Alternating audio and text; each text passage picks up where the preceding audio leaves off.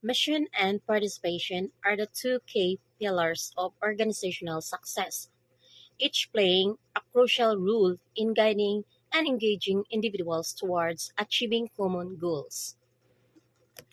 The interconnectedness of mission and participation is vital for organizational success.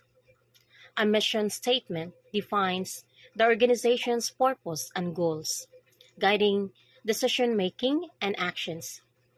It outlines what the organization aims to achieve and the impact it seeks to make. Participation involves the active involvement of individuals in decision making, problem solving, and goal setting processes. When individuals participate, they feel ownership, engagement, and commitment to the organization's mission.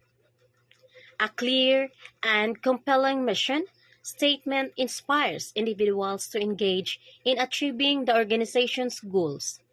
Understanding and believing in the mission motivates employees to contribute their ideas, skills, and effort towards its fulfillment.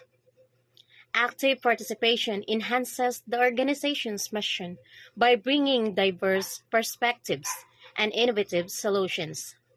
When employees feel valued and empowered to contribute, they become ambassadors of the mission, driving its success through their actions and commitment.